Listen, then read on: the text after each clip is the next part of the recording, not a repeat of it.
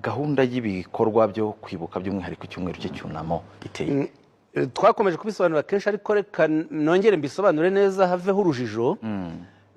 Ku itariki 7 Mata bwo ni kuwa kabiri ejo bundi hazatangizwa ibikorwa byo kwibuka jenoside yakorewe abatutsi mu gihugu hose.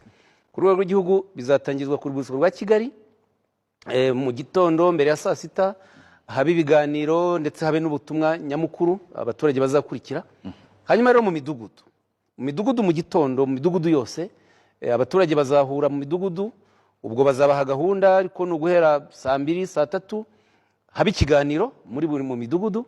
Noneho ikiganiro cyarateguwe kirahari, ikiganiro habeho no kungurana ibitekerezo ku icyo kiganiro. Ni ikiganiro cy'amateka kinagaragaza icyerekezo cy'igihugu, ubumwe bw'abanyarwanda, aho tugana n'ibyo tugomba kwirinda. Bize rero kurangizwa no gukurikira ubutumwa nyamukuru buzatangwa mu gihe igikorwa kiri ku gisozi kizaba kiba. Hose mu gihugu tugikurikire kuri radio za televiziyo zitandukanye. Noneho nyuma ya saa sita abanyarwanda bazajya mu bikorwa byabo. Bikorwa byabo bibatunze, imirimo izafungurwa, masoko, bikorwa byose bitunze abantu bizafungurwa bikorwe nyuma ya saa sita. Ndetse no mu cyumweru cyose bikorwa bitunze abantu ni ukuvuga amasoko, farumasi, byose mbese mirimo.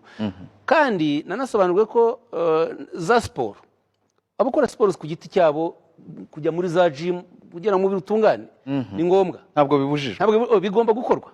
Kubishaka rwose bigomba gukorwa. Ubwo za shampiyona nizo zizaba zihagaze. Ikidakorwa kuko turi mu kiriyo ni amarushanwa y'imikino agamije kwishimisha, imikino cyangwa se tuvuge, ariko menya itagikora yindi yo guteka. Ariko za shampiyona ni ukuvuga amakipe yahuye, ariko ibikorwa by'amakipe yitoza gukora za entraînement ibyo birakorwa. Misiri kuri gym kubera imiziki tuzi bakoresha muri gym.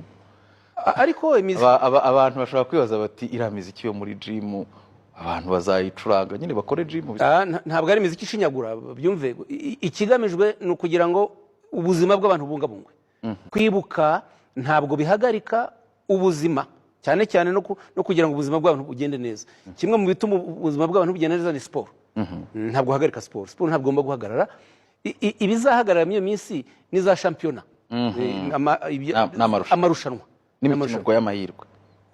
Y'amahirwe ariko iracyakora simbizi. Birahari naho rwose byumvikane gutyo. Siporo yaba ikozwe n'umuntu ku giti cye, yaba ikozwe n'abantu mu magroupe bari hamwe. Nyuma ya saa sita tariki 7, nyuma ya saa sita 7. Ariko n'indirimbo izo zije ari indirimbo nyine zishinyagura n'udisinyagura ntizemewe.